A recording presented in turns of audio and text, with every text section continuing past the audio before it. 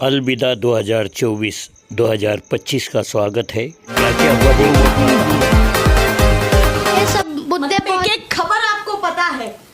हाँ जी। चलिए एक एक खबर पर बात कर लेते हैं। आपने ज्ञान वापी की बात की, आपने ताजमहल की बात की, आपने कुतुब मीनार की भी बात की, तो ज्ञान वापी पे क्या सोचती हैं? देखिए, मैं ना देखती हूँ कि शिवलिंग है ना फाउंटेन निकला है। हाँ। मैं देखती हूँ कि हमारे जो राजनीति है, हाँ। ये किस लाइन पे जा रही है। मतलब मोदी जी हमारे को किस लाइन में ले जा रहे हैं। हाँ। जो कहते हैं ना कि आप जिसके लिए बने हो आप वही काम करो जी। आप पे वही सूट करता है। लेकिन मोदी जी आप पे ही कहने जा रही हूँ मैं, आप जिस काम के लिए हो आप वही काम कीजिए, आप दूसरी चीज में ना जाइए। अच्छा, आपको लगता है कि प्रधानमंत्री भटक रहे हैं कहीं? जी बिल्कुल भटक रहे हैं। जहाँ उन्हें देखना चाहिए कि मेरा देश का युवा कहाँ जा रहा है, बेरोजगारी कैसी हो रही है, महंगाई कैसी है, पेट्रोल के दाम कितना बढ़ रहा है।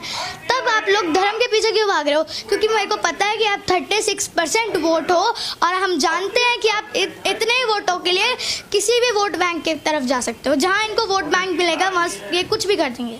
पर अगर मैं बात करूं ज्ञान वापी की, जिसको लेकर के आपने कहा, उसमें तो सरकार है ही नहीं। जो धर्म को मानने वाले हैं वो सामने आ रहे हैं, उन मुद्दों को उठा रहे हैं, तो उसमें सरकार को कहाँ गिनती है? देखिए, सरकार ही तो कर रही है।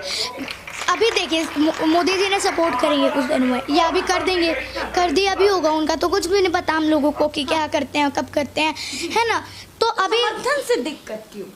क्योंकि समर्थन से इसलिए दिक्कत है कि आप क्यों मुसलमानों को नहीं करते हैं। मोदी जी, मैं आपसे सवाल पूछती हूँ कि हमको किससे लड़ना है? हमारे को धर्म से लड़ना है, मुगलों से लड़ना है, ये बाबाओं से लड़ना है, किन से लड़ना है? हम लोगों को अंग्रेजों से लड़ना है। आप बताइए हमारे को। और किसको प्यार करना है? क्या हमको ये झूठे जुमलों से प्यार करना है? क्या हमको ये शिवलिंग से प्यार करनी है? क्या हमारे को ये मूर्तियों से प्यार करना है? जो आप शहरों के नाम बदल रहे हैं उन लोगों से प्यार करना है? उन नामों से प्यार करना है? मोदी जी, मैं आपसे सवाल पूछती हूँ, सुन लीजिएगा ध्यान से। देश बड़ा या धर्म? अगर देश बड़ा तो देश के लिए क्या किया? महंगाई कम हुई, रोजगार मिले, काला धन आया क्या? एक के बदले 10 सिर आए क्या? नहीं। मोदी जी, आपको तो कुछ नहीं है। जिस तरह से मैं 10 साल की बेटी संदीपनी मिश्रा आपसे आंखों में आंखें डाल के सवाल पूछ रहे हूँ, उसी तरह से आप मेरे से वादा कीजिए कि आप जवाब दीजिएगा। मन की बात चाहे मन की मार पे ही आप जवाब उनसे मांगना चाहती हैं, आंखों से आंखें मिलाकर के? जी बिल्कुल जी, मैं मांगना चाहती हूँ जवाब। हमारे देश के प्रधानमंत्री हैं, हम लोगों ने उन्हें चुना है। वो हमारे राजा नहीं है।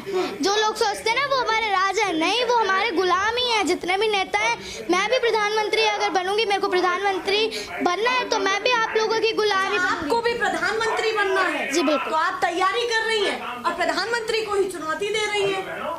जी, कई लोग कहते हैं कि राजनीति बहुत गंदी है। हाँ। राजनीति में नहीं जाना चाहिए। हाँ। मैं तो कहती हूँ राजनीति सबसे अच्छी है, लेकिन राजनीति में नेता जो है ये बहुत गलत नेता है। नेता गलत है, उनके विचार गलत है। राजनीति कि आप सीधे सीधे मोदी जी का विरोध कर रही हैं, आप सरकार को घेर रही हैं। आपकी एक एक बात ऐसी होती है जो सरकार को घेरने वाली होती है। उस पर क्या कहना चाहती है? कि नफरत है क्या आपको मोदी जी से? जी नहीं, ऐसे नहीं कह सकते। मेरे को उनके काम, उनके झूठे जुमले, झूठे वादे, उनके जो जितने भी बयान है, इन सब से मेरे को नफरत है। क्योंकि ये ऐसी बातें करते हैं जिनका कोई लॉजिक नहीं होता है।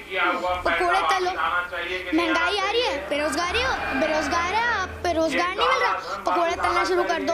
भाई, इस बात में आप प्रधानमंत्री हो तो आपको क्या लॉजिक दे रहे हो आप? उन्होंने ये कहा था कि मैं आपकी जानकारी के लिए भी बता दूं, उन्होंने ये कहा था कि पकौड़ा भी रोजगार है। उन्होंने ये नहीं कहा कि पकौड़े तली, तो वो कहेंगे पकोड़ा भी रोजगार है, लेकिन ये एक तरह से कह सकते हैं ना कि पकोड़ा तलो, पकोड़ा अगर रोजगार है। आपको लगता है कि आगे ये भी कह सकते हैं? नहीं। हाँ। उन्होंने कहा है कि पकोड़ा रोजगार है। हाँ। पकोड़ा तलने से रोजगार मिलता है। हाँ। तो ये तो साफ साफ टिप्पणी नहीं हुई ना कि कहते हैं ना कि एक तीर से 2 निशान। हाँ। एक तो उन्होंने सीधा सीधा बता दिया, और एक दूसरी तरफ से उन्होंने कर दिया कि मैं बच भी गया और मैंने दूसरे पे वार भी कर दिया। ये प्रधानमंत्री 7 साल में 7 बार रो चुके हैं। कभी फेसबुक के उनके सामने रो चुके। 2014 में हमने मजबूत प्रधानमंत्री चुना था। ये तो सबसे बड़ा मजबूर प्रधानमंत्री निकला है। जो मैं ये इतना मजबूत प्रधानमंत्री हमने सोचा। ये हमारी चोरी किया हुआ पैसा वापस आना चाहिए कि नहीं आना चाहिए? ये काला धन वापस आना चाहिए? ये चोर लुटेरों से एक एक रुपया वापस लेना चाहिए। इस रुपयों पर जनता का अधिकार है कि नहीं है? ये रुपया जनता के काम आना चाहिए। अरे एक बार ये जो चोर लुटेरों के पैसे विदेशी बैंकों में जमा है ना, इतने भी हम रुपये ले आए ना, तो भी हिंदुस्तान के एक एक गरीब आदमी को मुफ्त में 15-20 लाख रुपए यूं ही मिल जाएगा। कितने रुपये? ये हमारे एमपी साहब कह रहे थे रेलवे लाइन कि काला धन वापिस आ जाए, जहां चाहो वहां रेलवे कर सकते हो। ये लूट चलाइए और बेशर्म होकर के कहते हैं सरकार आप चलाते हो और पूछते मोदी को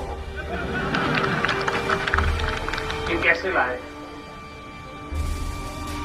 जिस दिन भारतीय जनता पार्टी को मौका मिलेगा, एक एक पाई हिंदुस्तान की वापस लाई जाएगी और हिंदुस्तान के गरीबों के लिए काम लाई जाएगी। ये जनता के पैसे हैं, गरीब के पैसे हैं। हमारा किसान खेत में मजदूरी करता है, उससे निकला हुआ धन है, वो धन पर हिंदुस्तान का अधिकार है, हिंदुस्तान के कोटि कोटि गरीबों का अधिकार है और उनको वो धन मिलना चाहिए। देखिए, हमारे देश में, हमारे राज्य में कभी कभी कहीं कहीं कुछ देखने को मिलता है। आपको क्या लगता है, क्या इस पुलिस ऑफिसर को, रिक्शा ड्राइवर को उसके बच्चे के सामने पीटने का अधिकार है? और ये अधिकार है तो किसने दिया? हमारे देश की सरकार ने, केंद्र सरकार ने, राज्य सरकार ने, या कुछ गिने चुने लोक प्रतिनिधियों ने? आप भी देखिए और हमें कमेंट कीजिए।